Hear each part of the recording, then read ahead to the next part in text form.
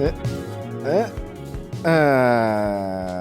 everybody to another episode of Specrapular. We are a podcast that talks about movies and shit, mostly shit. And I, of course, am one of your hosts, Brandon Aquino, but I am joined by my best friend, Mike Vera. What's up, my dudes? What's up, bruh? And we are still continuing to do the ABCs of Specrapular. We are almost done. And today we are doing the letters U and V. And those movies stand for what, Mike? Unforgiven and Vertical Limit. Unforgiven.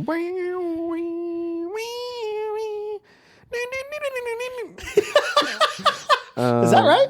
I think so. Okay. I'll play Metallica for you. And so, like you said, Unforgiven, Vertical Limit. Mike, how are you? You know, fucking doing the thing, bruh. Doing it, dude. Doing the old grind, right? Getting the old 9 to 5 with your best friend Brando. Fucking 9 to 5. I fucking love Dolly Parton. Uh-huh. She's great. Anyhow, so you sound fabulous. Yes, I'm getting over a fake cold. Mm-hmm. So A faux cold. yeah. And So it never quite became a cold. Uh-huh. But just to be safe, I'm spitting all over this microphone. It's going to go in a bag with your microphone. Yeah. Sweet. That's how germs spread. But don't they eventually die? No, germs live forever. Everyone knows that. Okay, good. So anyway, why don't you tell us a little bit about Unforgiven? Who's in it? What's the haps? Happity Haps. Unforgiven from 1992, directed by Clint Eastwood.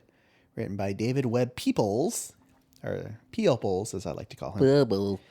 A retired Old West gunslinger, William Money, reluctantly takes on one last job with the help of his old partner, Ned Logan, and a young man, the Schofield kid. Schofield I think Schofield. kid. Yeah. Pitting them against the dastardly devil himself, Lil Bill. They really said Dastardly Devil himself? Dang it. No, I made that part. Oh, because his character's not even like he's just a don't take no shit sheriff. Is really what he is. Say right? so. Yeah. Anyway, Starring Clint Eastwood yep. as Clint William Money. Eastwood. Gene Hackman as Lil Bill. Yep. Morgan Freeman as Lil Ned. Morgan Freeman. Richard Harris as Lil English Bob. Is he related to Ed Harris? I don't think so. He's married to Jared Harris. Oh, okay. Which I told you, I'm like, wait, didn't I just see him in the movie? How does this motherfucker die in fucking 2002? Yeah. That's because it's his son that looks exactly like him. I'm Yeah. like, oh, that's what I saw. He's in Chernobyl. He's the main guy in Chernobyl. Yeah. Wait, he died? The main guy in Chernobyl died? No, his dad. Oh, okay. But he looks like exactly like him. Yeah, Like, yeah, So I was okay. like, wait, didn't I just see him? How is he? Because the main guy in Chernobyl, that's also Moriarty in Sherlock Holmes, right? Yeah. In this. I'm not sure. I've never seen it. Okay. In the second Sherlock Holmes, the movies, that is. Yes. James Woolvet as the Schofield You kid. did this to yourself. And Frances Fisher as Strawberry something. What's her name? Fish? Is he good at chess? It's a woman. I know, but I'm thinking She. Bobby Fischer. Is Bobby Fischer? That wasn't chess, right? That was. Yeah. That was chess. Yeah. Okay. No, he's a world grandmaster checkers champion. Yeah. Have we've only played chess a couple times, huh? Yes. I had that glass set. I think I left it at my old work. I think I had a glass set too, but I think it was when I lived in Fullerton, when I was in college, and I think it was the landlords.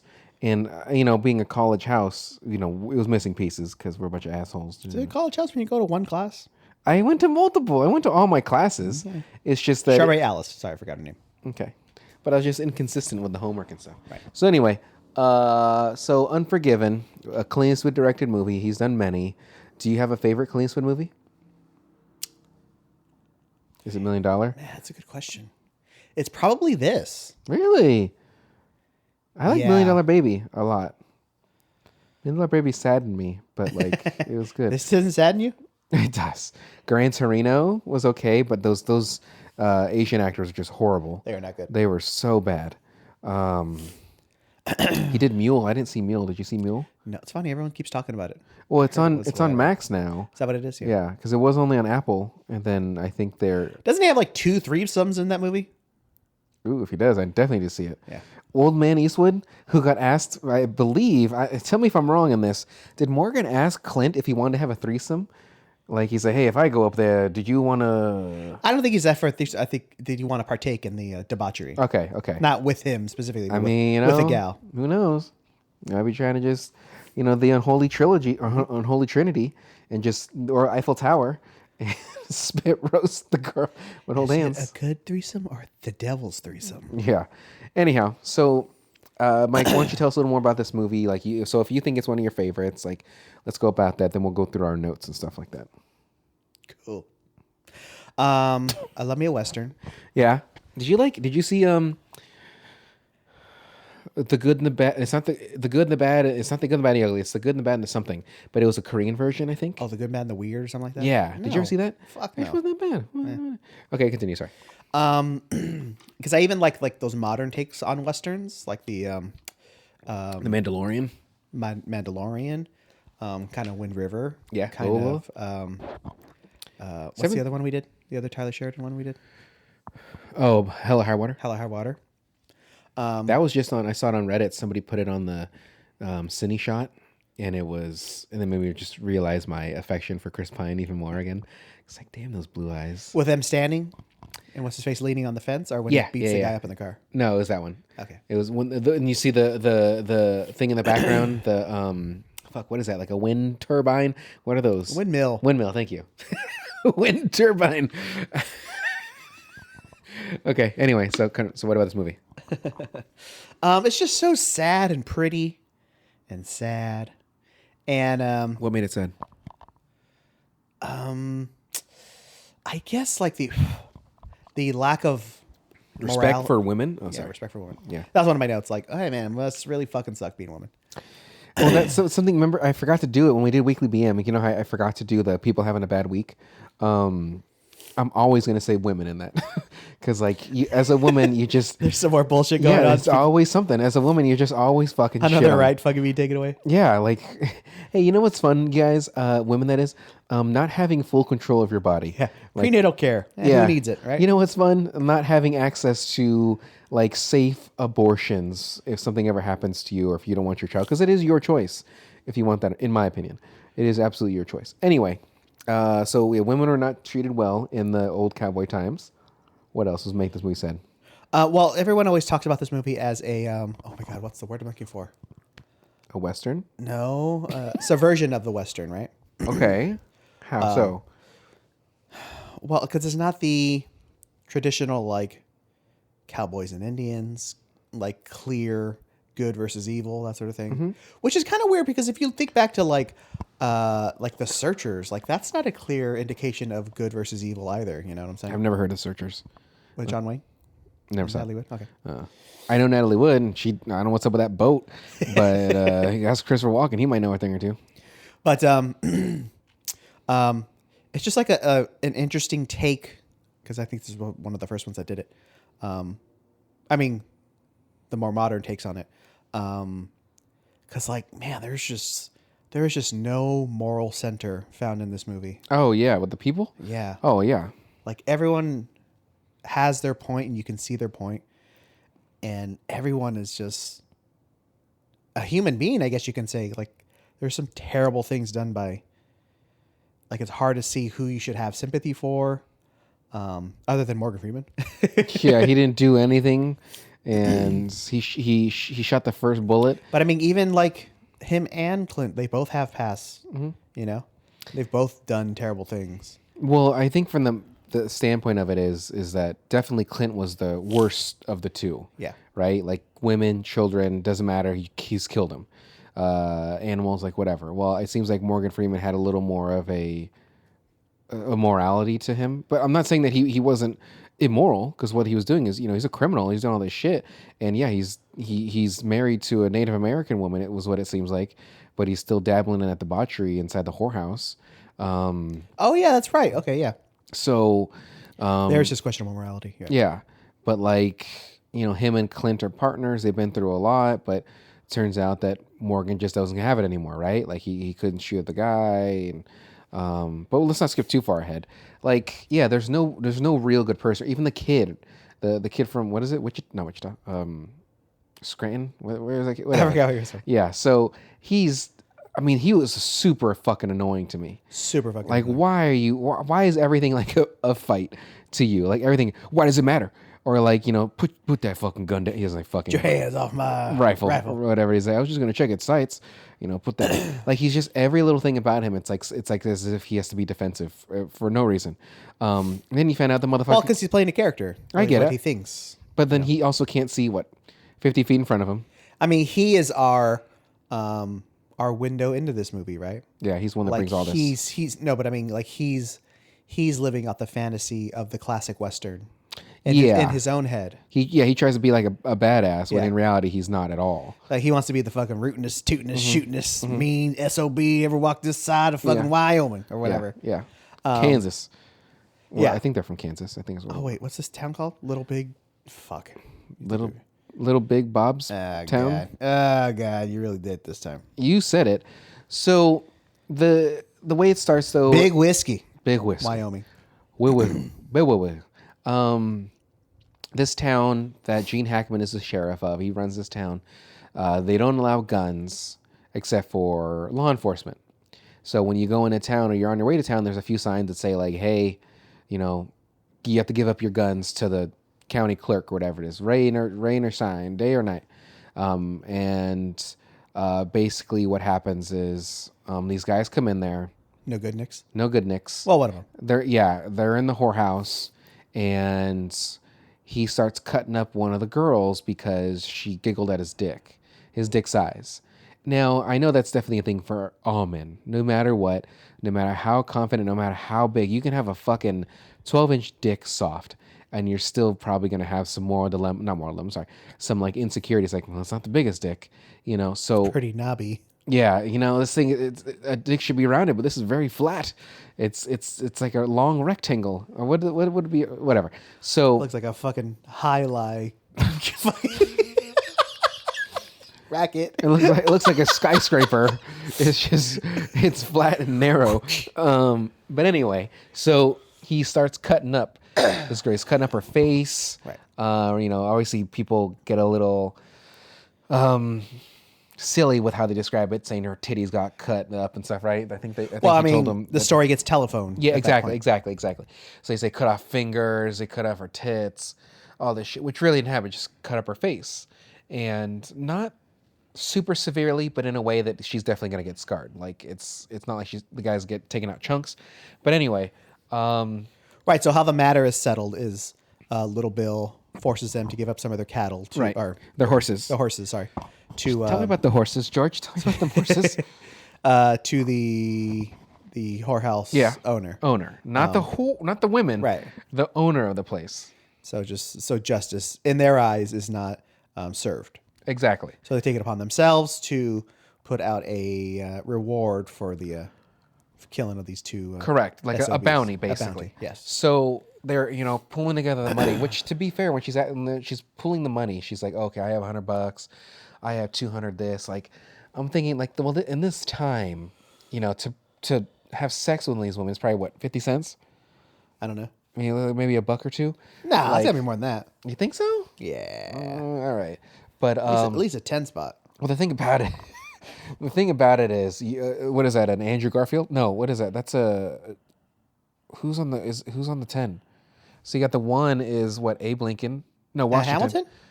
Oh, is it Hamilton? I believe so. So the one is George, and then the $2 bill is just Jefferson, I think. And the Declaration of Independence signing on the back of it, right?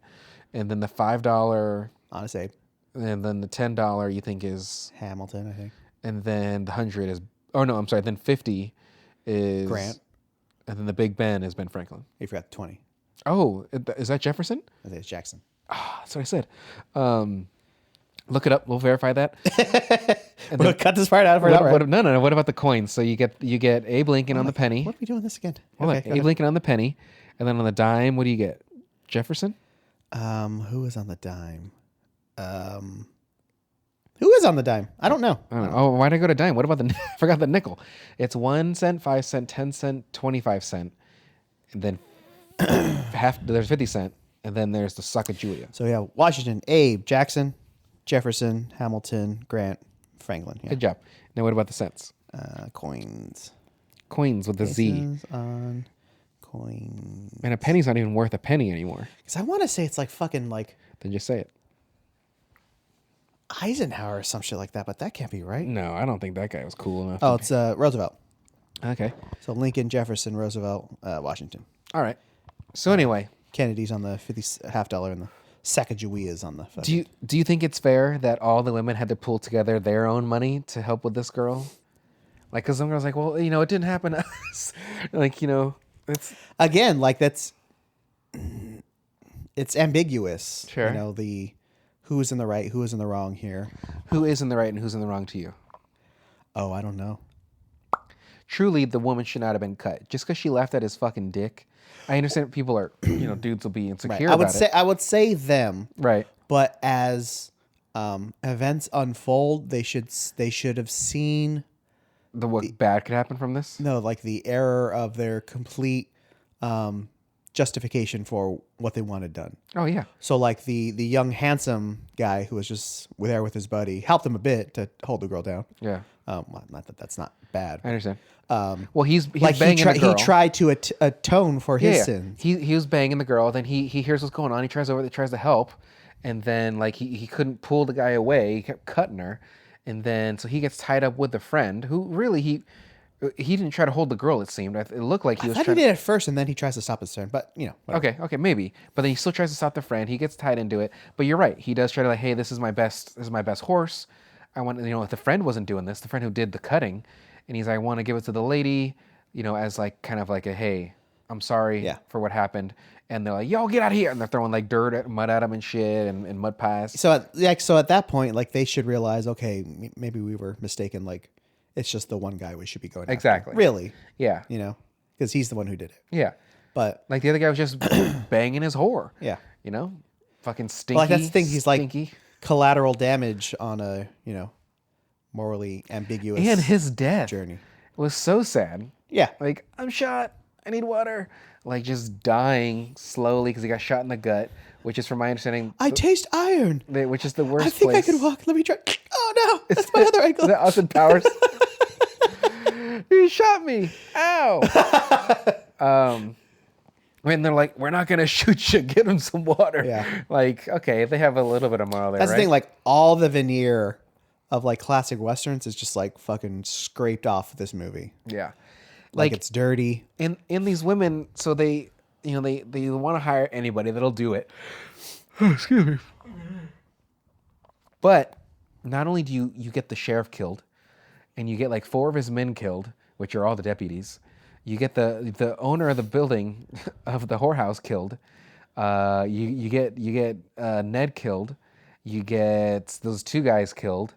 And likely the Native American wife is gonna die, like of a lonely heart. I don't know. I'm just, but like, so you get all these people killed to get the vengeance for this one woman. And I'm not saying that it's not due, like, because she should have her like when they're like, oh, you're just gonna take them horses, like that's it, like that's to me that's not eye for eye kind of thing. Like really, that's how it was back then too, right? But that shouldn't be justice either. Like, you're right. Absolutely not. But he should be arrested or whatever. Absolutely. Like initially when he was getting the whip, they're like, oh, only a whip, Bob? Like what the fuck? And when in reality, like, yeah, they maybe should cut him up the way she got cut up. Like eye for an eye tactic. Now, I don't agree with that, but I know essentially back in those times, that's kind of what the rule was, right? Like fair is fair. I mean, I don't know. Well, that's what things that I would say. That's why you're doing a lot of supposing over there. Looks like someone's got a case of the spose does. But really, that's from my understanding, what things I've seen in other movies, what I've read. It was just like eye for an eye sort of thing, right? So, I shot your hand or I shot your finger off, I get to cut off one of your fingers or your toe. I don't remember that ever being the case. Well, that's because you're a fool. You think you're better than me? But anyway, so the kid asks Clint Eastwood to help him because of Clint Eastwood's past. And he's someone's like cousin or something like that. Like, yes. That's how he knows who he is. And so Clint... Well, that's the thing. Like, if you think about like the modern movies that kind of do this too, like pulled him in for one last job. Yeah, right? yeah. Like in Heat, when they pull the driver and he just gets destroyed. Well, that too. But I'm thinking more like Shooter. with Mark Mark Wahlberg. Wahlberg. Okay. Like he's like this heroic, like buff dude, like Yeah. living up in the mountains. 5'5" buff dude. Yeah. Yeah. But like Clint's just fucking in the mud, in the muck and the mire with the fucking These pigs. pigs you that know? keep getting the fever. Yeah. You got to separate them from the others. What fever are they talking about? Pig fever. Pig fever? Yeah, okay. That's fine. Bacon fever. So obviously it's bad enough that if it spreads, like it's gonna kill all the pigs, and then all the pigs had a well, fuck. I was gonna try to say the nursery What are rhyme. you, a the fucking three farmer? the three little pigs. Are like, wee, wee, wee, They huffed wee. and they puffed and they they're on the way home. blew their shit down. So he begrudgingly agrees to do it because it's money for him and his kids that they can do other shit. But he brings Ned, who's Morgan Freeman, into this because that's his partner. They do all this shit together, and so they want to split it in thirds for the reward money. The reward money is I think $1,000. Sure. So split into three. What is that? $950. $333.33. There you go. Which is ridiculous. So the kid begrudgingly agrees to it because that's the only way that Clint will do it is if Ned can be with him. During this time, as they're traveling to get to that town, this guy named English Bob shows up. He's English because he's from Britain, and he is also known as like a gunslinger kind of guy, and he's being followed by a journalist or like an author to write a book about him, or has already started writing a book about him called The Duck of, what is it? The Duck of Dyer? I know it's the Duke, but he kept saying Duke of Death or something like that. okay. And it's about his gunslinging days. Turns out most of those gunslinging stories were, Fables. yeah, pretty much. Fabrications. Pretty much, yeah. Like, English Bob didn't seem like he was this badass dude, but in reality... I mean, again, that's Clint's way of saying, like destroying the myth of the Western, Right. Literally, you have this character who's coming in, legendary gunslinger with his nickname. Yeah. And it turns out like it's smoke and mirrors. It's not true. Well, something... Because you could see what actually happens to these guys, like what is left of them as a human being. Not like much. With Clint. Yeah. Yeah. Because even Clint, he doesn't really have much when it comes... Well, he has morals, I guess. But, like, not, I guess, too, sort of. I mean, he has morals enough to know that he used to have morals. But deep down in his... he used to not have morals. Yeah, he used to be a rootinist tootinist, but now he's just a tootinist. Yeah. He's not rooting as much. Because, like, he doesn't go into the debauchery of the whorehouse. He doesn't get a freebie with the prostitute later, right. The cut up one. He he's like, oh, like I do like that he had that moment with her where he's like, hey, like I didn't say I wouldn't fuck you because of your cuts. I was just saying because I got a wife. Right. And so you think, oh, okay, but like his wife's been dead for 12 years or whatever the fuck that it was. Well, no, it can only be a couple years. That little girl's only fucking 6. Max, yeah, you're right. Which also, was that text at the beginning of the movie? That was about him and his wife, right? Yes. So then the end of it, I was thinking, wait, who's this person that's like traveling to the house? And they were like... Her mother. Oh, okay. Because I was like, huh? Also, one of my notes says... Well, I'm assuming it's a story, so it's maybe that the journalist, that's the book that he ends up writing about. Oh, yeah, because at the end of it, too, he's like, oh, yeah, how'd you know to shoot first?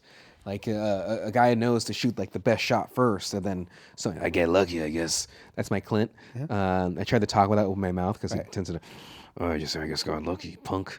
But smallpox, that's still a thing. You cough away from the microphone. How about that one? I did it this way. Yeah. So I have smallpox is still a thing, and that was the thing they brought up in the movie, too.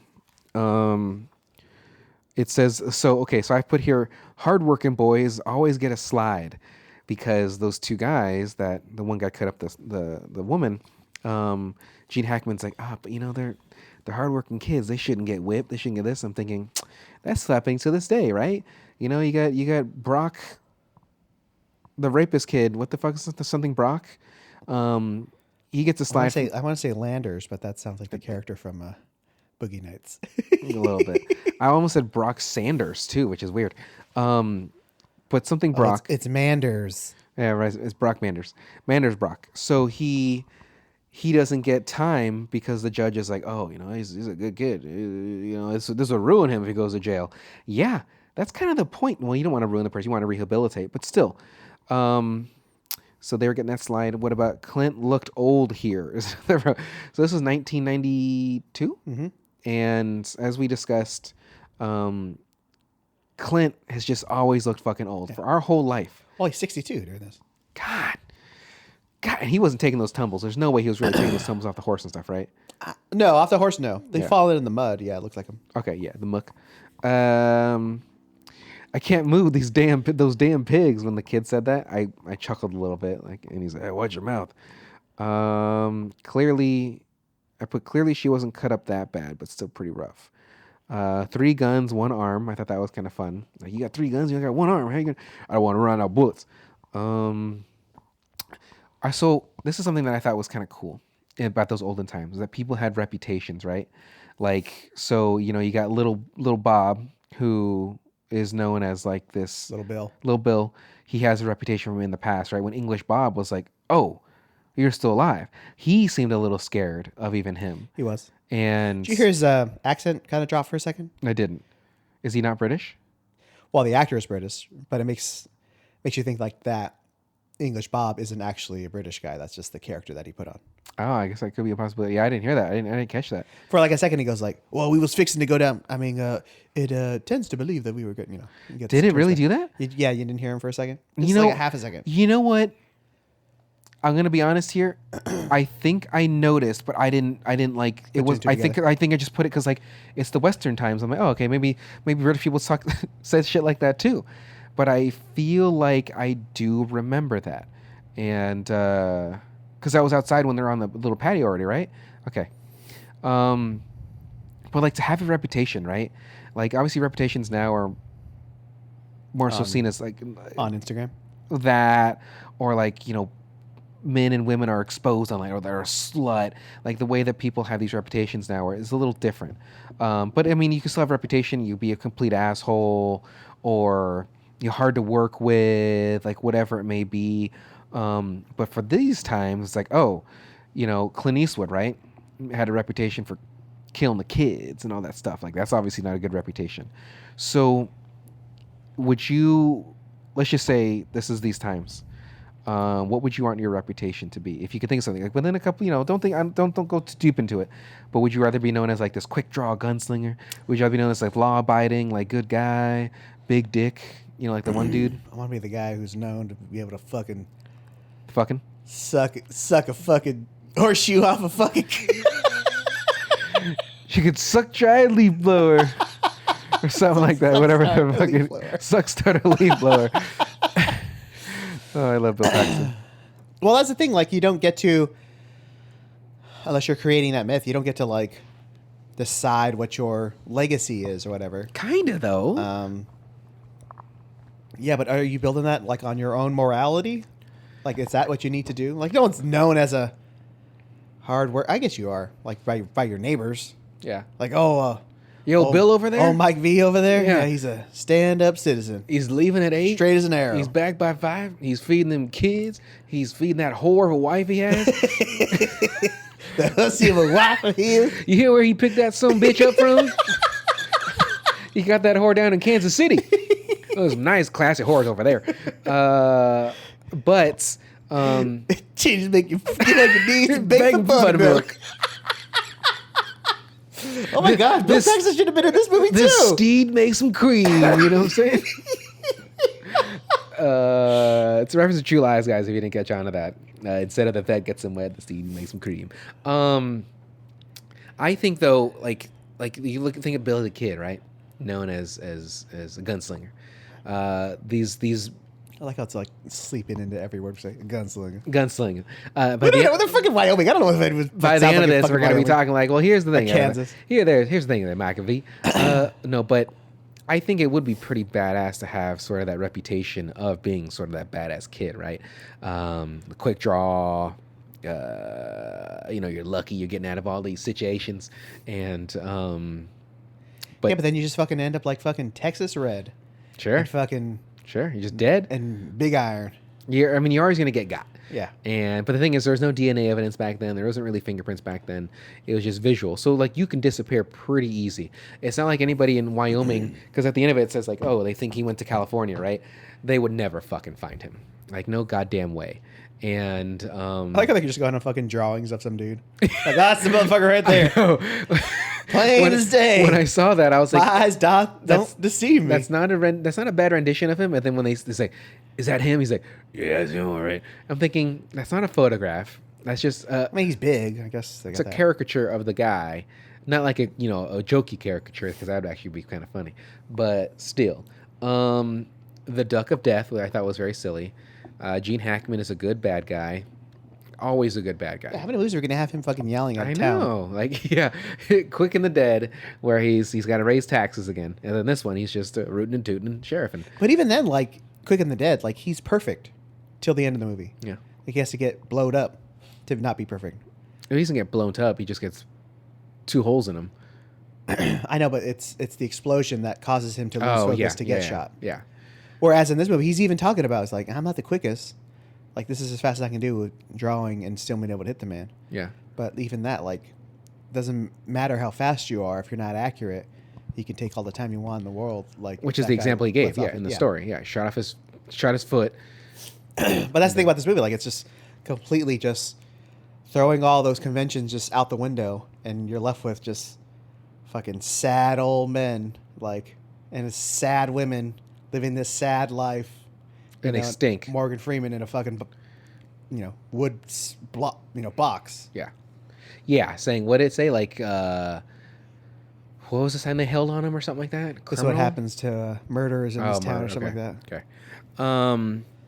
You never want to meet your heroes, as I wrote down. Because, like... Same thing, yeah. You look at the journalist thinking that English Bob is like this fucking cool dude slaying dudes, and in reality Gene Hackman's like, I was there, like, this guy's fucking drunk out of his mind and just shot some innocent kid because he was fucking Killed a girl. A bunch of Chinese guys, yeah, like, pretty cool dude. I wrote, was Morgan asking to have a threesome. The lady that got cut, her first lines were not until like an hour and a half into this movie. Oh, really? Yeah, when she was cleaning up Clint, like, that was an hour and a half in, and she's like, oh yeah, and then she had like a few more, like 1 or 2 more lines after that. I'm thinking, you're the central point of this story for all this shit to happen, and you don't say shit until an hour later. Let's see. Hold on. There's that double shot, the double focus shot they did, which I was cringing. You don't like those? I hate them. Okay. I hate them so much. But it was done fine. Like, I get it, but I'd rather. I didn't see much of the blur though. I'd rather have a rack to focus each side. Like, have her just pull back a little bit. Like, that's an extreme close up. But like, have then rack focus to him when he's, oh, actually, no, I'm not saying this because you're ugly, and then but that's too cinematic. Like, maybe that's in your face. Well, then so Clint, if Clint as a director is anything, it's subtle, quiet, smooth. That sort of stuff. Okay, you know what I'm saying? I dig it. What were you gonna say though? Like, that's like real, like, back forth. Cinema-y of like a rack focus back and forth. I do love a good bokeh for shots, and but I really value a good rack focus, and I think there was one in vertical limit even that I was like, Dang. But anyway, no, I was gonna say she kind of reminds me of Drew Barrymore. No, oh, I guess kind of looks like it. I had a little bit of Drew. Or the what is her? The mother of Stewell Angel in A League of Their Own. The mom of the little fat kid. Yeah, I forgot her name. I remember her. She passed away before they can have the thingamajig. But no, she reminds me of oh my God, what's it? Emily Blunt in Sicario. How? Like, she's not tough like Emily is tough, but even in the world that Emily lives in, and the world that, oh my God, what is her name? This is terrible. We should know her name. You should know. You're the one that gets the names and shit. Shut your mouth. You shut your whole mouth. Shut your whole mouth. Hold on. I put Quite a Sad Death because when the guy got shot in the belly. Lil Sue? Is that her name? Mm-hmm. That sounds about right. Okay. But they're almost like too innocent for this world that they're in. Like, they're like born in the wrong time or born in the wrong area. Like, they're just going to get like chewed up and spit out in the world that they live in. So she's too soft, right? Yeah. She's not hard enough like that main whore. Yeah. Like, yeah, Strawberry, like, she's fucking staunch in her beliefs. Like, I don't remember specifically, but she might have been the one to continue throwing the fucking mud at the handsome guy. Handsome guy? Is that what? Would you say? I guess out of the two, Well, handsomer of fucking Shrek. Well, but you know what I'm saying? Like, kind of like, remember the end of Sicario where Benicio del Toro's like, you got to sign this. Yeah, you're not built for this world. You need to leave. Yeah, you're gonna end up dead. You're gonna get got. And he almost kills her too because Yeah. she doesn't want to sign that paperwork or whatever it is, and then she's not in Sicario too. Day of the Dead. Let me tell you. Did you see that one? Yeah, Pretty good. that was pretty good. Yeah, and there's word that they're gonna do a third one, like it's gonna complete the trilogy, and they're pretty cheap budgets, so it's not bad. And so the guys, he's taking a shit as they catch him, as he gets got. Did he do 2 in the chest, 1 in the head? I believe so. That's what it looked like 2. One in the gut, one in the chest, one in the head. Well, it looked like when he first shot the guy, it was like 2 in the chest, sort of like on the left side, like heart. And then when he shot one more time, but you didn't see that one see the bullet one, yeah. until they do that shot when they're looking at him and you see like the bullet. That tree scene was long, where the kid's talking most of the time, like, I never killed anybody before. I just felt like that scene dragged on when he's waiting for that woman to get there on the horse. I know it was just giving a lot of exposition about the kid and his life, and that he had never done that, and what's it like? What do you want that scene to be then? Shorter. Okay. Just shorter. It seemed like they're doing like a Kung Pao thing, right? But that's the thing. Like, you can see that's Clint made for this world. Like, he's focused on watching the girl coming towards him, make sure nobody is following her, right? Where the kid is off into his own world because he's not built for this.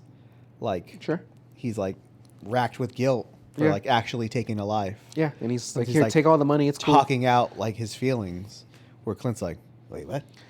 Stop being such a fucking pussy. Shut the fuck up. I'm trying to watch and make sure no one's following us. Trying to watch this horror on a horse. Trying to get our money. And then slowly Clint realized, like, oh yeah, you're not built for this. Yeah. Well, I mean, you realize that he's not built for this when you find out it's his first killing, and he said he already killed 5. Oh yeah, he already killed 5 allegedly, and maybe 5 flies in his life, but not 5 animals, but never a human being. Let me see. I laughed so hard when he said, "Oh, okay." So when Clint comes back into the city, raining, it's a shitty fucking day. That fucking scene is amazing. Yeah. Dude. So he shows up in the bar, clicks his shotgun. Everybody turns around like, "Huh?" And he kills the bar owner. You shot an unarmed man, and he's like, well, he should have armed himself.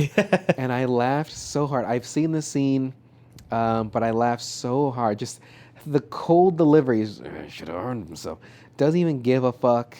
And he's like, all right, guys, he has one more bullet. He's going to shoot it, and you guys are going to fucking kill him. Misfires the gun. Oh, actually, let's go back for a second. The reason why he's killing everybody is because, so Ned couldn't actually do it. He couldn't kill one of the kids. He's over it. Like, it's just not his thing anymore. He's going south. He's going to go home. And in doing so, he separates from Clint and the kid, and he gets caught. And for what they did, which is, killing the kid. So he didn't actually do anything wrong. He just applied his gun. But he gets caught. He gets beat up a little bit, and then Gene Hackman essentially just beats him to death. Yeah. Like, he doesn't actually shoot him or anything. He just kills him. He just, weak heart, whatever, too much pain, whatever it may be. And they put him up in front of the bar as a sign to people that are there. Like, this is what happens when you kill somebody, like when you murder someone. So Clint gets vengeance by not only killing the owner of the bar, of the whorehouse, which I don't remember his name, and then he's also going to kill Gene Hackman because Gene Hackman's the reason why Ned is dead. But his gun misfires, which I thought he might have just maybe tried one more time, like cock it back and shoot once more. But then when they start having a shootout, everybody is just such a horrible shot. Like, Gene gets shot first. That's fine. Like, he's whatever. But the other 4 dudes... I mean, it's what Gene says earlier in the movie. What? He's like, it's not about being quick. It's about being accurate. Right. No, I get that. Like, they're all like... Well, yeah. And Clint just kneels down and takes his time. Yeah, Clint's like one by one. Like, what, 4 feet away? And so they're shooting him. They're like, ting, ting, like hitting around him. Is it okay? There like, goes how one. accurate were those pistols back then, too? I mean, I'm sure they're not that bad. Like, Derringer weak, too, probably. Powerful weak. Yeah. But... kills off 4 of little Bill's deputies or whatever. His deputies. He shot the sheriff and the deputies, and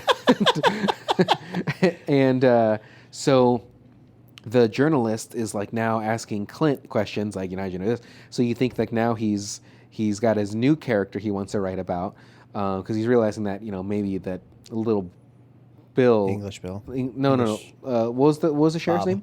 Yeah, English. Oh, Little Bill. Little Bill was not the person he thought he was. Like I think he kind of realized that as he was whipping Ned. Like he's like, oh, this is not like anything fun. Again, like it's all everyone's bubbles are bursting. Yeah. His kind of gets rebuilt because he's still in that mind frame of he's a real gunslinger. He's a I rootin' need and to tootin'. write his story. But. Yeah, and so Gene Hackman. Whereas it's Clint, it's just his nature. Yeah. Like his wife helped him. God rest her soul. Like Rest in Paradise, Queen. suppress his nature for as long as she could. And she died. But she died. She got. She got. And it just took this to truly express who he really is. Yeah, which he is a bad man, right? He's like a Kill Bill. Yeah. He's like, I'm a son of a bitch. I'm a murdering bastard. You know it, or whatever he says. Well, it's the thing. Like to have like a character get like sort of redemption for themselves, but then still go back into that life. Again, his wife, God rest her soul, made him, as he says, like a better man. He stopped drinking. He wasn't doing like the debauchery, wasn't killing, doing that. He's trying to live an honest life. They had kids together, which I feel like their age gap was drastically different. Yes. But still. What is she? She was like 30 when she died? Yeah. He's 60 years old? Yeah. Yeah. So yeah, I think maybe he married her when he was 48, or something like that, 50. And then just... He had a lifetime of evil. Right. And she saved him for Right. that little window. Yeah. Well, I'm assuming he went back to trying to live a quiet life when they leave. Him and his kids. Yeah, he probably tried to get him out of there, like not to have them in the going to California though. So this is right before the gold rush, California with right? Because wasn't the gold rush in 1849? Well, this would be after that. No, this is 1875. Oh shit! Then okay, that's fine then. Okay. Because I think they're talking about Garfield, right? Garfield getting shot, or Cleveland? No, Garfield. Somebody got shot. Oh, which president? Yeah. I'm not sure. Okay. Anyhow. So Gene Hackman is still alive. He got shot in the belly, which is a horrible way. Still alive. He was about to try to shoot Clint again. Didn't quite have the strength, and Clint got there quick enough. And he aims the rifle that he took from someone there, just right down the barrel. Like at his, you think it was his face or his neck? That's his face. Okay. That's why I thought he kind of raised it up a little bit higher.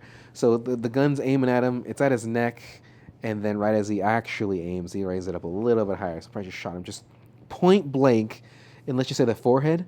Like there's nothing left from that nose and up. Like that's just gone. That's fucking Brutal. Yeah, horrendous. But that's the brutality of that time too. Like we could talk about Bone Tomahawk real quick. And right. the brutality of that and the Native Americans and but at the same time, I mean, it kind of reminds me of which would have come out like 7 years before Blood Meridian, which we've talked about, the Cormac McCarthy book. Didn't somebody just pass away? An author? Somebody just passed away that I think we sort of talked about them before, but it's okay. But I mean, that book is known for its fucking brutality and I say realism, but it's kind of surreal too. But just the actual happenings, the happy haps of what's actually going down, or what actually the haps down. lumberjacks. Yeah. Well, so Unforgiven is a song. Yeah. Is it called Unforgiven? Mm-hmm. Okay. By Metallica. It's also a great movie by Clint Eastwood. And do you like it? Yeah. Yeah. I've always liked it. Had you seen it before? Mm-hmm. Yeah. Just once. So I knew all the beats, but I didn't know. Like, I think I told you a little bit before we started recording. I was like, I thought there would be more racism in this, and which is good, right? Yeah, no, it's good that there wasn't. But it's just like, I thought the first time I watched it, I might have heard a couple things here and there. Now, granted, for the Chinese people, they did call like Chinamen and shit. So there's that. But obviously, having the one black guy that I saw in the whole movie, which is Morgan Freeman, I thought they might drop a few, but there wasn't, which is good. It's not like watching like Clint style. Yeah, it's not a Quentin Tarantino movie where it's like, how many N-words can I get away with? But No, I did like the But movie. Clint doesn't mind making fun of Asians. As you can tell by Gran Torino. So. Yeah, Gran Torino and this. Hey, fuck those Chinamans. Didn't he call him in Gran Torino like slopes too? Something like that, yeah. And he's not even right with the Asian. Like that's not even right. Anyway, racism, right? That's the joy of racism. You don't have to be right to be wrong. The very joy of it. Yeah. Like you can say you're racist with stuff towards Japanese. You can say it towards everybody, but you're all calling them all Chinese. But so I did like the movie. Did you? Yes. Okay. How many times have you seen it? I don't know. 5 or 6 probably. Okay, that's not too bad. So the next movie we're talking about is The V's, which is Vertical Limit. Yes. And so why don't you tell us a little bit about that, Michael? Well, sir, let me tell you. Vertical Limit from 2000. Mm-hmm. Directed by some dude. Oh, good. Something Marshall, I think. Okay. I reckon. I'm sorry. Martin Campbell. Okay, Written not by even close. Robert King and Terry Hayes. A climber must rescue his sister on top of K2, one of the world's biggest mountains. That's the fucking synopsis? It's a terrible synopsis. Yeah, it's not the best. I can say this long one. Nah, long one doesn't matter. So we got Peter, played by Chris O'Donnell, Peter Garrett. Robin Tunney as Annie, his sister. Bill Paxton as Elliot Vaughn. The charismatic, rootinest, tootinest Billy. No. Our favorite, Yeah. Bill Paxton. Scott Glenn as Montgomery Wick. I like Scott Glenn a lot too. Father of John Wick. We all know that. I thought you. What's that astronaut's name? Something Glenn. There's an astronaut with a John Glenn. Glenn. John. It's his son. So what happens is Chris and Robin in the beginning of the movie climbing with their father. There's an accident. Their father. Well, the accident is there's amateur, as they say, not amateur. They said amateur. Matures. Amateur climbers that they fall from their climbing positions, which are above them, and their ropes grab Chris O'Donnell and the They knock everyone off the wall. Yeah. So their dad, to rescue them, makes Peter, sacrifice his dad in order to save him and his sister. Yeah. There's resentment. They don't speak for years. She goes on to be a famous climber. He becomes a wildlife photographer because he loves fucking CGI birds flying through the fucking air looking terrible. Look, can we talk about that for a second? Okay. The very opening shot was that horrible Terrible. CGI'd bird. Terrible. And I thought maybe it's because it's still buffering, and so I rewound it and did it again. It's like, no, this is what I'm getting. Like, this is what this is. This looks like I'm playing. Well, to be fair, 2000s, but like Quake, which is a very old PC, the first version of Quake, and it was just. And it's just fucking beautiful vistas. Yeah. In fucking Monument Valley. But nah, we're going to throw this fucking stupid ass bird in there. Like, to show Chris taking a picture. One picture. Why get a very wide, beautiful, majestic shot of Mother Nature at her finest? Fuck all that. When they could have had him like that shot, right? And then you could see him like pick up his camera and then do that, and then see the bird so it's smaller. So that way it's not as focused on. Because when that bird's full screen, that looks like shit. Yep. So when you could have had it smaller, like which is weird when they always show those barrels of a camera, but like the bird smaller, not as noticeable. Yeah. But now that you already know the previous bird looked like shit, all they did was it's the exact same bird in the exact same pattern, flying the same way. They used the same bird twice in that shot, and I was like, what the fuck? But it looked like garbage. Actually, if we can just stop real quick back at Unforgiven just for a second. Yeah. The Unforgiven. The darkness of that shootout at the end. The rain looks fucking amazing. Yeah. I wonder how hard it is. I think I actually. I fucking hate how fucking hard. I would hate rain. To shoot in the rain in the dark, but for audio too, it's gonna suck dick. People are invisible because they're drenched. Yeah. They're all wet, and it's making things all soggy. Like. But then also the opening and the last shot, like the silhouette of the house with the tree. It reminds me of like a Corona commercial. Yeah. But I'm wondering, and I didn't do the research, I'm sorry, but I wonder if those shots are based on like a painting or something, because that's what they look like to me. Yeah. Agree, disagree? I agree. Yeah. I just thought that was interesting. Okay. I mean, so you like juxtapose like fucking those beautiful shots with Vertical Limit, which like starts pretty nice too. Like you just have those fucking mesas and shit. Like it looks awesome. And you show this fucking janky ass fucking bird like in the middle, like. You guys got some stuff coming your way. So my fucking Iago fucking flying through the fucking Aladdin's. fucking Gilbert Gottfried. Why you guys? Okay. Affleck, as he's fucking flying around. So that bird though really bummed me out.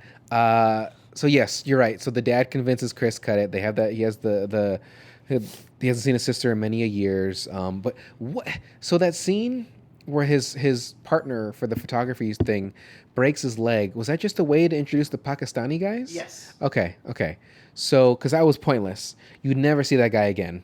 But anyway, yeah, Chris is now shooting photos digitally for like wildlife, like National Geographic.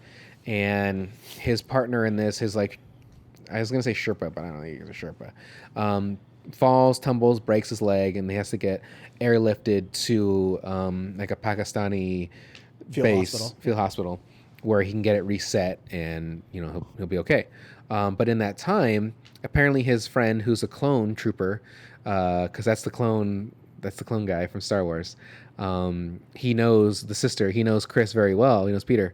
So he's like, "Oh, your sister's gonna be up. She's at the base camp." He's like, "Huh?" And he hasn't seen his sister in how long had it been? I think it's like 3 years, something like that. Yeah. Oh, whenever I see a time jump of anything, it's a TV show, a movie, and it says, 5 years later, 10 years later, I always put it in the SpongeBob voice. I don't know if you ever know the voice, like 10 years later. Yeah. I always do it whenever I see any time jump. 3 years later. What else here? I put fucking clones. So that's a nightmare too. Imagine being in that situation where you don't cut, you all die. You cut, you lose your dad or your parent or something like that. So would you? Let's just say that's your situation. You and a sibling and your dad. You gonna cut that line? Oh, I don't know. Because then either I mean, self-preservation or all dying as a family, and then leave your mom alone or whatever. Like, who'd have thought fucking Vertical Limit has more scathing moral quandaries than fucking Unforgiven? Yeah, But we're not talking about whorehouses anymore, so you're not going to get a whorehouse on top of Everest K2, as they kept calling it. But I know that it was called K2, but still, I don't like when they say it. Anyway, I think I would if it was like me, my sister, and my dad's double my weight or close to it. I'd cut it. I like save my sister's life or something like that, save her and my life. That would definitely be something super traumatic, and I probably wouldn't be able to look at a cliff for many years to come, and or a mesa or anything. But yeah, it's a tough one. Yeah, it's tough. Yeah. Anyhow, I remember two things from this movie. Okay. It was an Everest, and I was wrong on both. Okay. Which is interesting. You're wrong. The fallibility or fucking mindset. It's the falling, the dad's body as it falls. Yeah, he should have blown up. I remember it being more violent, but maybe I'm just mixing it up with In Bruges when fucking Brendan Gleeson fucking just jumps explodes. from the top. Yeah, his fucking face is blah. So there's that. Kind of falls, kind of janky, whatever. Yeah. The other one is when Scott Glenn cuts his beard with the straight razor dry. Yeah. I remember, and that's got to hurt a little bit too. Oh yeah. 100%. Maybe not hurt, but be uncomfortable. But I must have mixed it up. Maybe it's in fucking Cliffhanger or something. Some dude like looking off, and like maybe like a helicopter flying away, and he pulls out like a big buck knife. It's standing outside and cuts his beard like that with like a buck knife as a straight razor, like outside. Do you remember a movie like that? I mean, I've seen many hard movies that do shit like that. Like, I could have swore it was this. I'm like, oh, he's gonna cut his beard right now, and then he's inside his tent, like straight razor, just sitting down. Like, wait, what? Where's the fucking huge ass knife? Oh, he's not like a badass dude like that. He's not like some commando or war veteran. I know, but this is what my mind went to. I understand. I'm like, their body didn't explode, and the fucking guy cut his face with a fucking just straight razor, not a fucking Rambo knife. Like, I don't know what to believe anymore. If it was a Rambo knife, that'd be so heavy too. Yeah. Like, those things gotta be. I heard the blade that Arnold used in Predator, he said that was like 15 pounds. But I mean, it's Arnold Schwarzenegger, so that's probably like that's a butter knife to me. It's just blade. Yeah. Is this supposed to be heavy to me? What the fuck is this? Come on, I want to talk about coming. Are you gonna cut some vegetables with this thing? What am I doing here? Who wants this shit? Arnold. Let's go kind of French at the end. I need to It's all right. Yeah, what you're trying is fine. This had a young Ben Mendelsohn. Is he that young? Oh, he's young enough. I would say he's like in his late 20s in this. Whatever, dude. Because like he's now in Marvel. He's in the Secret Invasion with Samuel Jackson. He's been around. I've always liked him. Yeah, he's fine. Like yeah, he's a good character actor and stuff like that. I thought that woman that goes on the expedition with them, I thought that was Diz from Starship Troopers. Me too. She looks just like her. The first time I saw her, I was like, this can't be Diz. Fine And as hell. I immediately looked it up too. Yeah. Because I was like, well, I'm pretty sure Blonde Diz Diz? was American. And then but this woman is not American. Dee Dee Meyer. Yeah. So it's not her, but they look eerily similar. Yeah. And especially since they're so young, because Starship Troopers came out in like the late 90s too. Yeah. And 97 or something like that. Yeah, so it's still around this time that it'd be understood. But unfortunately, it was not. But again, this woman's still beautiful. Gorgeous. Yeah. So she goes on She's kind of like a mix of Dee Dee. Is it Dee Dee Myers? I don't know. Is that her first name? I don't know. Is Diz from Yeah. Starship? I don't know. Dana. My Dana? Dana. Yeah. Dana Meyer. Anyway, it wouldn't matter. Okay. It's kind of a mix between her and, oh my God, who was the blonde girl? Not Katherine Heigl. Can't stand her. Elizabeth something. Hurley. No. She was in some teen movies. What the fuck is her name? Elizabeth Shue? No, she had like kind of like a little mouth. Little red mouth. Looks like Rachel Lee Cook? a little bird. I No, she's love Rachel blonde. Lee Cook. Oh, blonde. I don't know.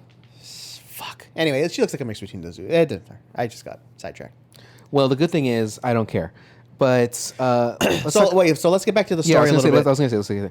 So Robin is there to assist this crazy billionaire guy, Sure. Bill Paxton, in his quest to reach the top of K2 because he's tried before and failed under some weird circumstances. Dun, dun, dun. And he just wants to be there so he can film the inaugural flight of his fucking airline going over the top and wave at the camera or some bullshit like that. Yeah. So fitting with kind of like the theme of this week, like just crazy billionaires, like Because we're Weekly BM, we talked about the submersible, the Ocean Gate. So yes, Bill hires the sister to be an assistant, like a helpful guide, because he already has his main guide, and she's just there as like that number 2, and they start the climb, and then there's a storm coming, so the weather outside is frightful. yeah, and so Chris calls to them like, "Hey, get the fuck out of there! Like this thing's coming in, and you guys are gonna get fucked." Now, initially though, they already knew. Like the head climber guy knew, but Bill Paxton used his like billionaire ways to be like, "Look, if you want to go back and you're fucking a pussy, good luck getting work, all this shit." So the guy, But you're the leader, man. It's up to you. yeah. So like him being afraid, sort of like that's his career, right? That's his whole livelihood. He continues on the trek, and even Chris's sister's like, "Hey, we should just keep going.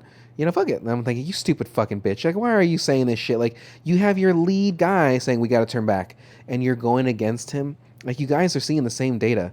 Like, as I'm sure they're both well aware, the weather can be frightful, and if that shit turns, then you're fucked.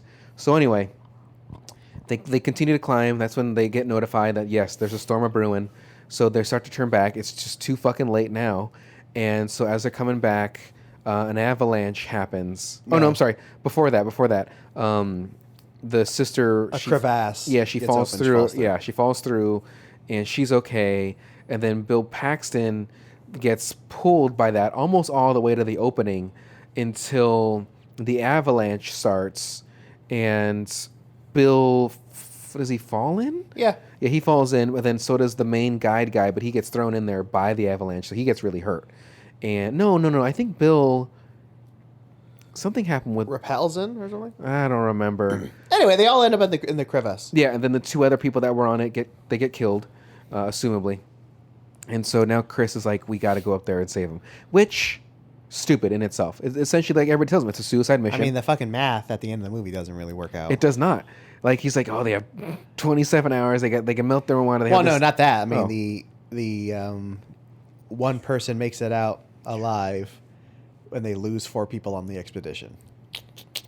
That's the math. That doesn't. Well, you're right. Sense. That's what people are saying. Like, well, the risk when you're going to climb this mountain. In real life, there's dead people on your way up to Everest that they can't bring them down. Like it's They use them as markers. yeah, and like I've seen photos of that, and it's haunting. Like there's one guy known as there's one Red Jacket or something like that, and he's just this pretty much preserved body because it's so cold up there. Oh, there. You get your Red Jacket, bro. Make a left. Yeah, if you don't turn at Red Jacket, you gotta make a left. Yeah, if you don't turn at Red Jacket, you're fucked. Or that's when you know to put on your tanks. You got to put on your oxygen masks. Also, Everest, I've seen photos of people like waiting in line to get to the top, like, and all the trash that's there for the people. Recently, a guy almost died, but a Sherpa like saved him, and like on social media, he thanked everybody but the Sherpa. But it was like a thing. He only thanked his sponsors and all that shit first. People are like, dude, what the fuck? This guy literally carried you on his back for X amount of time to get you back down, and you didn't even, but you thanked him on a separate thing, like in private. But you thanked your sponsors and all that shit first, who did nothing for you. Like you fucked yourself up there, and this guy like went in there and see. Either way, like people are just fucking dumb. Sponsor was Power Sauce bars. Yeah, it's made out of what is it? Cardboard and like supposed to be newspaper clippings and cardboard. Yeah. I fucking love The Simpsons. Homer's using all those tanks. He's like 10 feet up. All those oxygen tanks. Is that it right there? Yep, just to the right of that one. Ooh. No. A little more. It's like it goes up into the clouds. God. Anyway, he rides down on that guy, the dead body. But anyway, so the sister's caught. They need to put together a team to go up there. It's a 6-person team, 3 teams of 2. And he gets his crew, but then they decide, like, look, there's not enough time to do this. Like, we need this guy. So the guy they're talking about, what's his name again? Montgomery Wick. So he has done K2 before. His wife was actually a guide to Bill Paxton's previous expedition where it failed. And he's been waiting for Bill Paxton this whole time because he knows he's going to come back, because he didn't finish it the first time. So he's been living there since. Now, he actually went up when his wife's team went missing, and he brought back how many people? 2 or 3 guys? Okay, 2 or 3 guys on his own. And in that process, he lost all of his toes. So he lost it like gangrene, so he has little nubs now. Yeah. Which also confused me, because I thought you'd need your toes for balance. Like, I thought that, like, for walking and stuff, you need your toes. But I don't. Sounds like a bunch of pussy talk, if you ask me. All right, that's fine. So they ask him to go. And he's I like to imagine he like puts on the little toe socks. He's just there's nothing there. He folds them over. Keep his little nubs, little nubs warm. He wears those Vibram slippers. Yeah, you gotta. It's that way you keep it tight too. So they ask him to go. He's like, puts okay. pistachios in the end. Yeah, no, he puts no, it's what are those little cone chips? Bugles. He puts bugles in there, and then he puts jelly beans inside those. They ask him to go. He's like, you're only going in one condition, and if this guy stays, then I'll take his place and go up there, and you got to do what I say. And so they agree to it. Almost disastrous stuff when they get there, because the helicopter they use to get to a certain height almost like kills people and destroys, and they almost killed the clone. Then as they almost chops sexy Diz's heads off. Yeah, like her, and they cut, like when it cut her arm, I was like, oh, there goes your fucking arm. But it only cut her jacket. I was like, all right, come on, yeah, that's gonna fucking just fillet her arm. So anyway, they start their climb, and while this is happening, the sister, Bill Paxton, and the original guide, not in great shapes, because the original guide he's really hurt. And Bill Paxton basically wants him to die so that way they can keep more of the water and like the medicine, the Drexamine or something like that. I forgot what it's called, yeah, so that way they don't start to like drown in their own blood. And so they know though that the brother's coming, and even though the sister eventually tells him not to, right? She's like, just go back. Like, I'm gonna die. I'm too close to death anyway. But they make their way up. I forgot to mention they get the nitro. So they get the nitro from the Pakistani like army because they need to blow away the ice and stuff. Yeah. And some funny stuff happens with nitro, which they make it seem like nitro is like acid too. I don't know anything about nitroglycerin. I don't know if it's made up. Like, nitroglycerin's real. Okay. Is that what it is though? It's not fucking. Doesn't glow green. I don't think. I don't know. I mean, they made it seem like acid, like, right? Because it's like bubbling and stuff. I was like, and like he steps in it. Is it? Jeez, Mike. Is it like that? A volatile that like he puts his foot in and he's like, oh, Move. Just in some Yeah, fucking but- shack on the top of a mountain. It's like Yeah. like a fucking goat tied to the fucking the door. Yeah, the goat's security, like to make sure, like if someone's getting close, again. Well, we only had one bell, so we had to put it on the goat. So we just tied the goat to the door. So if anyone opens it, it'll ring. like logically, Yeah. you know, because the bell could fall off. It's not going to fall off a goat. And what if the goat gets away? Well, That's a risk we're willing to take. yeah. What is it? You fuck up one time, shame on me. Fuck up twice, you don't get fooled again. So anyway. The nitroglycerin they have ends up being kind of faulty. So if it's exposed to too much sun, it blows up. And in the process of everybody trying to get the nitroglycerin to safety, people start dying. So Diz and her climbing partner, the nitroglycerin falls off a cliff and blows up and causes an avalanche, which kills the partner and not Diz. And then with Ben Middleton and his partner, they get their nitroglycerin in the shade in time, but it's leaking and it explodes to the sun and it blows up and they just turn into literal blood. They turn into snow salsa. A lot of fucking implosions and bodies exploding this week. Yeah, I know what we're talking A lot about. of crazy, selfish, egomaniacal billionaires running around this week in real life and in movies. It's all coming together. Very much. Pretty magically. I didn't even think any of this was happening, but here we are. Yeah. It's kind of And how that works out. it's sad, but yet also seeing it in a movie, it's disturbing. Like you just see those guys get vaporized like immediately. But so they die, and then Chris and his climbing partner, they're able to get their nitroglycerin into shade fast enough, and then Bill Paxton kills the lead climber, stabs him in the throat with a knife or whatever. I think he pumps oxygen into his veins. Oh, is that what he did? He had like a Syringe. Oh, okay. I didn't catch that. I didn't notice that. Yeah, because you definitely don't want air in your blood, and because that'll create like a clot and you have a heart attack or something, right? I thought we need toaster balance. Would you go back down? Okay, so if why did I write? Would you go back? Oh, okay, yeah, okay. You keep So asking me if these fucking moral questions. if the storm was coming, would you have gone with your gut? Say we got to go back down. The first time you said, Yes, go of back, course. Okay, so like, hey, fuck you, we're going back down. Yeah. Okay. Thought you're fucking playing up your ass, buddy. Yeah, with that's the what bricks. That's what I. Let's see. I put black flies. Good old days. I used to have a ton of black fly stickers. I might still have them somewhere, like in storage or some shit. But like, Keep them in a glass case, too. yeah, I do. Yeah. The madness in Paxton when he realized like I'm gonna fucking kill this guy. Like he's just staring at him. Let's see. Yeah, we're getting a lot of Paxton. We're getting a lot of Gene Hackman recently. Yeah. I'm here for it, but I'm I'm just fine saying, with it. Yeah. it's just- Well, the next movie we're gonna watch is Bullet. Twister. Yeah, Bullet and Twister. No, you're thinking of French Connection. French Connection, Yeah. I put that's. I said so. Turn to liquid. I put that's a lot of blood. When they pushed up through the blood through the thing and they That's blew it funny, up, yeah. I was like, oh my god, is that like all of his blood ever? But I think we only have so many liters, right? Obviously, like 9 liters. I don't know. How much blood do we have? What do you know? Then I put last one. Enough to fill 2 elevators from The Shining. Yeah, essentially. Yeah, That's all from one body. I put she's likely to have no fingers left. I think I'm talking about the sister, like being stuck in there. Because like, you know, you're wearing jackets. Yeah, you have some blankies and stuff like that, but you're literally surrounded by ice. Like, They are under the surface, though. I understand it And it could is be warmer. warmer. I get that. I do. Not warm, but warmer relative to the But surface. still, like that's got to be pretty fucking cold. Maybe she did. They just didn't show it. Okay. Well, yeah. She's got nubs like what's his name had. So, what other notes do you have Montgomery about this? Stubbs. I'm getting real Starship Trooper vibes from the party they have before the kickoff. Get some. And Yeah. somebody's playing the violin, a green clear violin. And you got Jake Busey fucking playing it, trying to get you and Diz to fuck.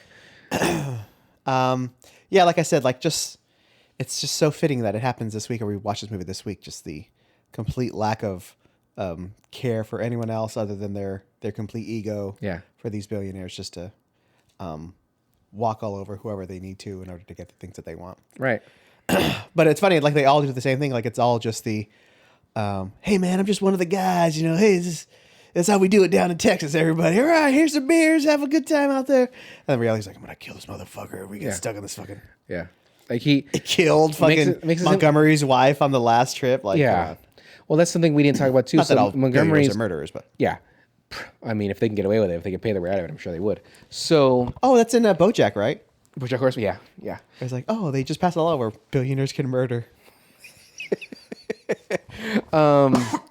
So Bill Paxton's first expedition with Montgomery's wife, when they find Montgomery's wife, because the nitro goes off and it opens up a little like Crevasse. opening in ice. Yeah, you find her body perfectly intact, and he starts looking for the dexamine or whatever it's called.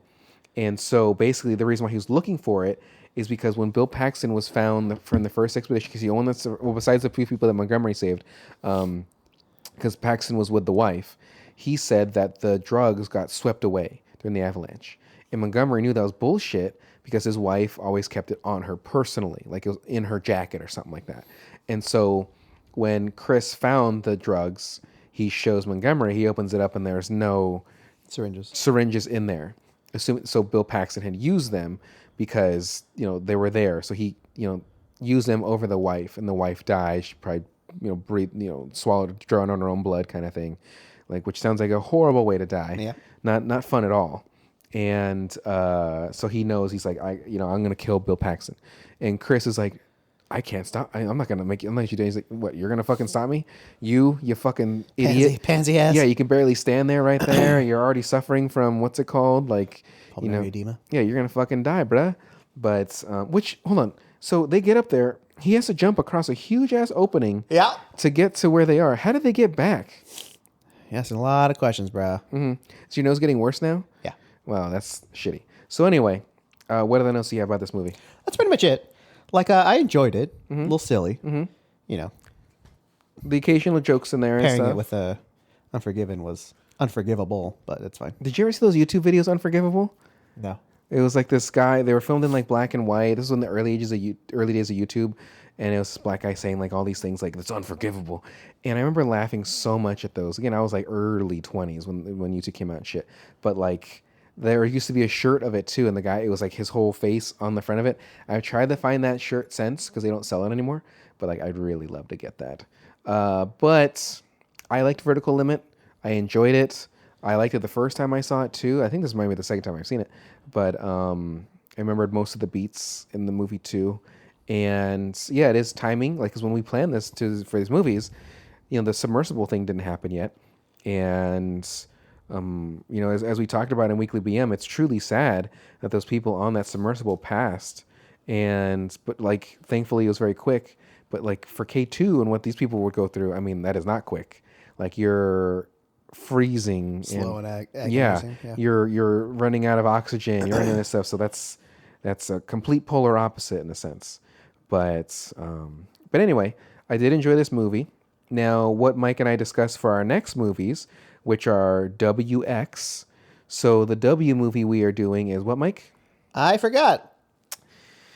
Okay, so. Wait. It was WWW. Who Framed Roger Rabbit? Yes. Yeah. And Who Framed Roger Rabbit is available on Disney Plus. Hell yeah. And this is honestly Who Framed Roger Rabbit is probably one of my favorite movies. Like, it's so fucking good. Then the X movie that we're doing is what, Michael? X-Men Days of Future Past, which is available on what? Max, I think. Yes, it's available on Max. Yeah. So I'm glad that's available because we are either going to do X2 or this movie because these are our two favorite X-Men movies. Uh-huh. I'm not saying the first X-Men movie was bad. It was great for what it is. But when you see X2, it's like blows out because the Nightcrawler, that opening scene alone, I was like, this is going to be fucking tits. Yeah. But then X-Men New Class wasn't bad. Uh-huh. But Days of Future Past, when you bring Wolverine back in the fray and like all this shit going on, like, and that Quicksilver scene, the Quicksilver scene in the first X-Men New Class was good too. But no. I don't see. I get mixed up. Yeah. So there was no Quicksilver scene in the first in the new ones. But, it's just in Future Past and Apocalypse. Yeah, that sucks for Apocalypse. No, you know what? I don't know anymore either. No, you know what? There is one because they go to his house, and no, it is Days of Future Past. Yeah, because that's when Wolverine introduces them to Quicksilver. So yeah, so that's the scene where they have to break out Wolverine, or they have to break out Magneto. So yes, that was There's Future one Past. Of the kitchen of the prison, right? That was Future Past. That's where they're breaking out Magneto. And the other one is the explosion at the That was Apocalypse. Mansion. Yeah, which was a good one too. Yeah, it's also good. Yeah, and So there, there is two. and there wasn't one in Phoenix, from my understanding. Thankfully. Oh. Yeah, Dark Phoenix. Who the fuck is in that movie? Is he in that movie? No, it's Jessica Chastain is the main villain in Dark Phoenix. Oh, really? Who should she play? I don't remember, some Darker alien. Phoenix? Yeah.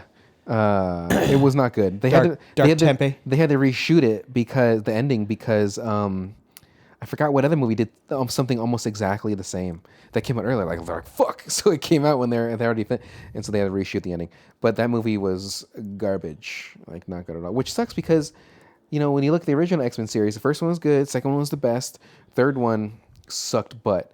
And then you get the new X-Men. First one was okay. Second one the best. Days of Future Past. Third one sucked. Apocalypse sucked, but it wasn't like horrible, but it sucked. And then Dark Phoenix just licked dick hole. What's the one where Magneto moves the stadium? That's Days of Future Past. Yeah, it's got everything. Yeah, because he moves the stadium, and then you got Dinklage in there too, and it ends with what does it end with? I don't remember. Well, yeah, we'll talk about it next week. Yeah. But anyway, so everybody, thank you for listening. And if you want to make any movie suggestions for Y and Z, email us at spectacular@gmail.com or on social media, I guess, too, which we have not been updating that in a while. But so, Mike, why don't you take us away? Movies. We need Y and Z. If you got some, just email me. Here we go. Me and Brandon. And it's called Specrapular. I wish your name rhymed with Spectacular.